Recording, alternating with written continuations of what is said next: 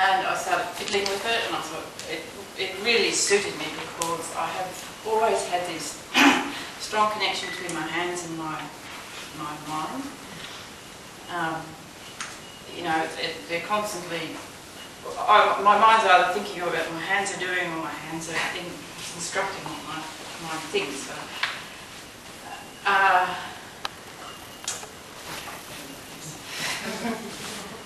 all right, yeah, before I was painting, I went to art school and did printmaking where I met Julie, so it's quite a great thing. And it was totally coincidental, yes, wasn't it? We happened to both be sitting here. Yes. It's lovely.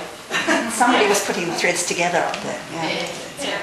So, and I started doing ceramics and tape with carrot, which was really exciting because you know, I went from doing just little pots and getting colours and things, painting them. We had learned all these different techniques.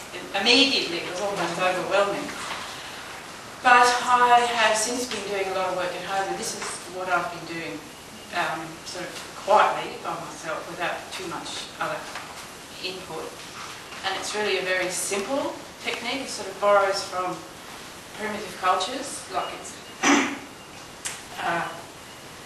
very low-fired work, like a lot of the primitive people did, but they did it for useful things. You know, they used to make pots, but they could only fire very low, and the smoke was almost incidental, I think, the sort of blackness. But the burnishing on them, which is the shiny sort of surface, they used to do a lot too, and that was really to make the pots, the clay stronger, like it really compresses the clay, makes it strong, and the shininess makes it waterproof. So, yeah, it's a very simple technique. I can do it at home. I've got a small gas kiln where I bisque fire them, which is the first firing, just to get turn the clay into a ceramic.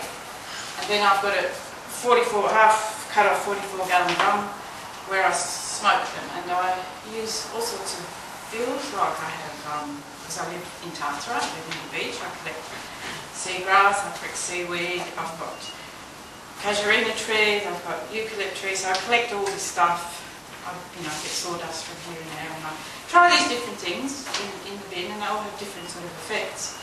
Like some seaweed is, you get these very subtle blue colours, like in that one, but it doesn't always happen. It's a little bit accidental.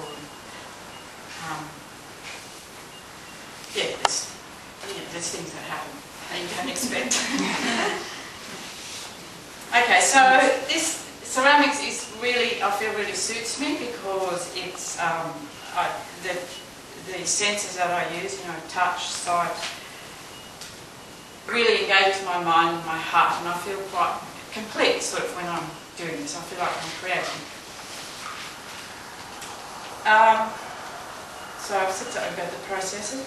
Now, taking a break from painting, which I used to do before, to explore 3D work, has opened up a whole new way of looking at art.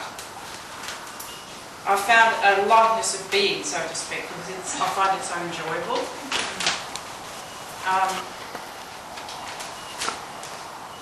Okay, well, I'll read something a little bit about the sort of research I've done in the background to some of the pieces. But if you want to ask me anything about processes or pieces, go for it. Okay. This is a bit about it. Decoration has been an integral part of my ceramics, but has been a journey of looking at meaningful decoration. I've looked at contemporary Indigenous artists, specifically Judy Watson, Dennis Nona and Alec Tipoti. Now, I suppose most of you would have heard of some of them, or all of them. But Alec Tipoti and Dennis Nona were Torres Strait Islanders, and they were young men who grew up in the Torres Strait, but somehow they got a scholarship or some opportunity to go to the mainland and study at TAFE. And they were introduced to printmaking by a teacher who was very supportive of them, and they sort of drew on their cultural heritage from the Torres Strait Islands, where a lot of carving was done on wood and on shells, where they told their stories, their creation stories and stuff like that. But they were very decorative. But every mark they made and every decoration they had was actually quite meaningful. So they had a very powerful sort of source that they could draw on to do their work, and that really sort of shows in their work. It made it quite strong. And the other interesting thing about them was that they actually worked as a group. They sort of moved from the Torres Strait as a group of people, and they did all their printmaking together. You know, they helped each other, and none of it was my work, you know, sort of thing. I didn't have that sort of Western ego that we tend to be brought up with at art school and things.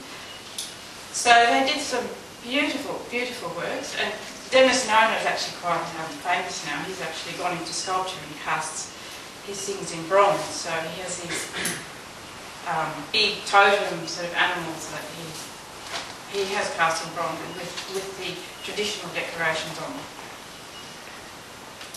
Now these artists have a rich cultural heritage of decorative arts that was used in meaningful, symbolic and abstract ways.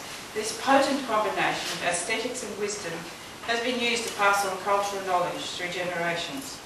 The symbolism used by these artists has generally been closely connected to natural and spiritual phenomena, yet these artists have used the power of these traditions and taken them into the Western arena. There is a directness and simplicity that is not easy to find in our Western global culture that has moved in so many different directions and broken so many links. I think that many Western artists throughout history have looked back to these root connections when their own cultural values have seemed empty, and I too almost envy these Indigenous artists, their heart connection to their art. I mean, all their vocabulary is there, and it's meaningful, and it's accessible, and they can put it straight into their art. There's no question about it, you know. They can, whereas often artists from the Western cultures have to search for meaning and why do I do this, and it's almost quite angstful at art school and things like that. For us to actually have a meaning. So most of my pieces, these ones, are based on forms and creatures of the sea, where I have found most of my inspiration. The subtle movements and camouflage of creatures, such as rays, sharks, mollusks and seaweeds, have informed the way I decorate and shape these pieces. Myths and creation stories are behind the boat shapes of the ones over there, and the small skeletons are travellers to the spirit worlds. So if anyone wants to ask me questions, that's fine. So overall, my love for the natural environment sustains my practice.